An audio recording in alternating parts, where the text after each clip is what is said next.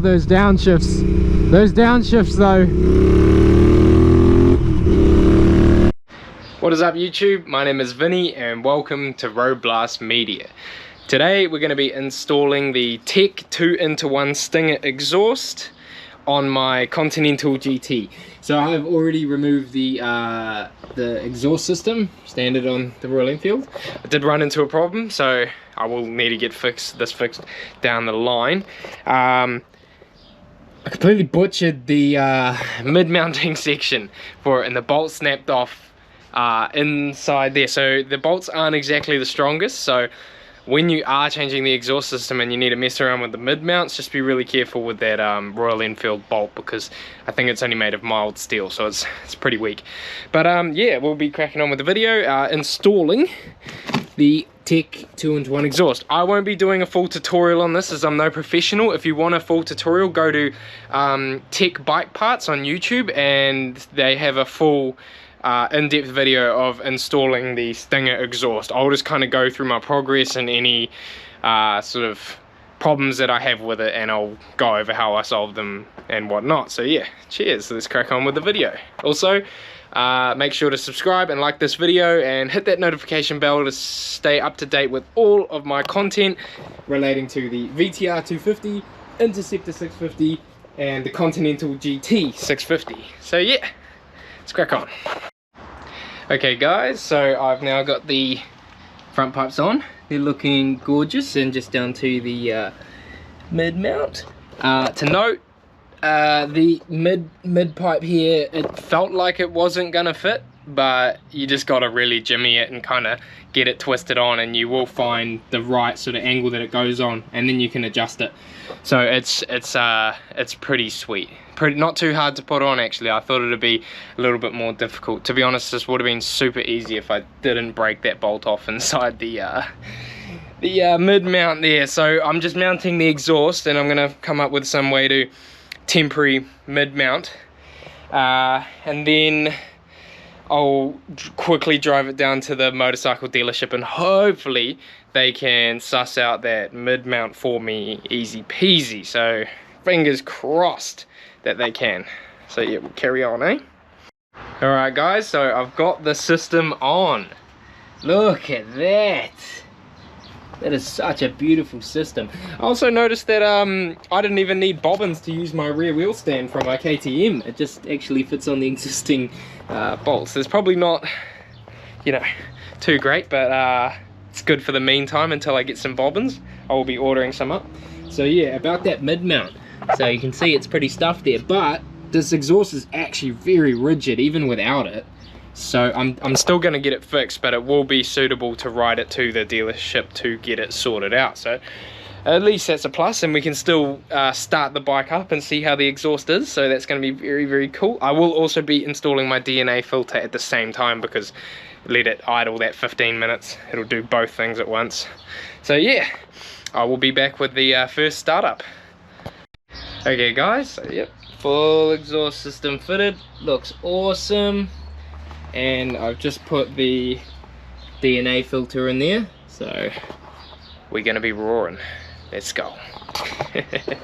I'll do the first startup in a second, and this thing should be purring like a cat, and then we'll sort out that exhaust mount and we'll take it for some proper boosts. I'll take it for a little spin down the road, or film it so you guys will still get the first impressions, but I will not be pushing it too far, because I really don't want to, you know, overdo it with having a missing mid mount there. You know, that could cause more problems. So be back at you soon. Alright guys, moment of truth. First startup, DNA air filter and TEC Stinger.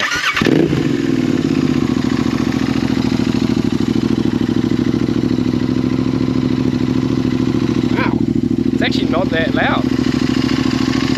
Like, it's pretty loud, but not too bad. I was actually expecting it to be louder than that. Man, what a beautiful system. Alright, I'll get back to you in 15 minutes. Woo.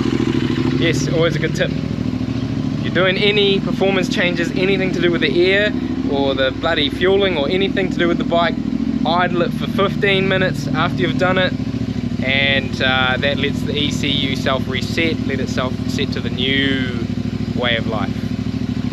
Alright, let's see these power gains on the ride. Be back soon. Okay guys, we've got the 2-in-1 installed. Now we're going for a roll. Wow. You can really notice the definite change of sound. It does sound a lot different to the old man's 2-to-2.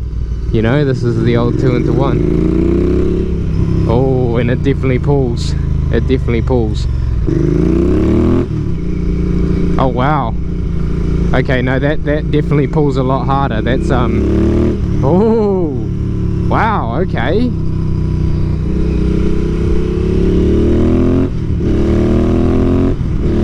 Wow.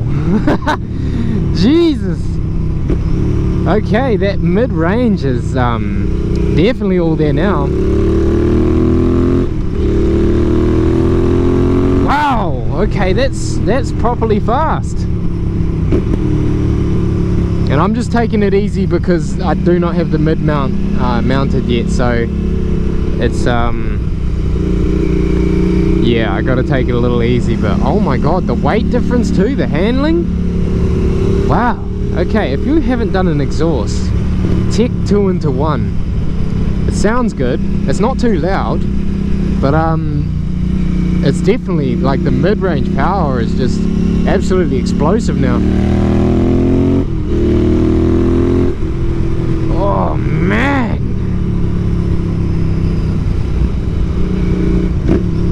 Oh, those downshifts. Those downshifts though. Oh my god! Okay, yeah, no, this is wicked. I'll once I've got that mid mount sorted, I'll be posting a video of more like a pure sound, like I did with the Interceptor, and yeah, get like a more sound of the bike. You guys can gauge it, but more performance side of things, and you won't hear my annoying ass Kiwi accent. Alright, no, this is very interesting, this this exhaust. I wish I could have, you know, given a bit more of a raw feel, taken it out on like a properly fast road, but I thought, you know, best to take it easy without that mid mount. Although, Jesus Christ, it sounds good, man. It really sounds good.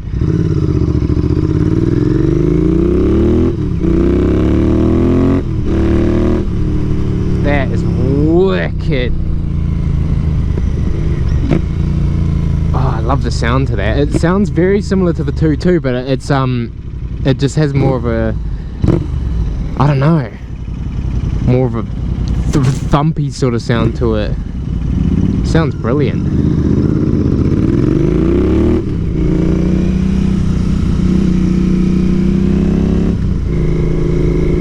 Alright, so we're just off to go get the mail.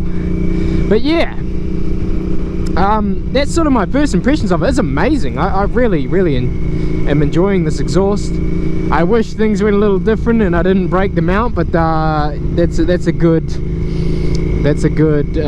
sort of piece of advice for anybody doing or messing around with that. Take it easy with the standard Royal Enfield bolts.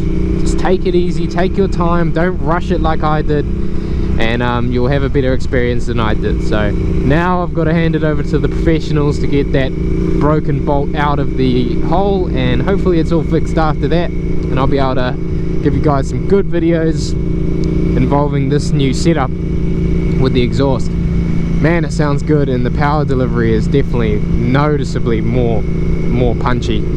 It's a brilliant one. I'm very stoked with it. So yeah, thank you for watching this video. Make sure to like and subscribe, hit that notification bell if you haven't already. There's lots more content to come out. I'm going to be doing a Royal Enfield group ride next week with Smith's Motorcycles in Tauranga, and that should be a good fun one. And yeah, I'll be able to get a bunch of Enfields on there and hopefully recruit some more people for the Taupo ride. Whee! Alright, yeah, thank you very much for watching. This is Vinny from Road Blast Media.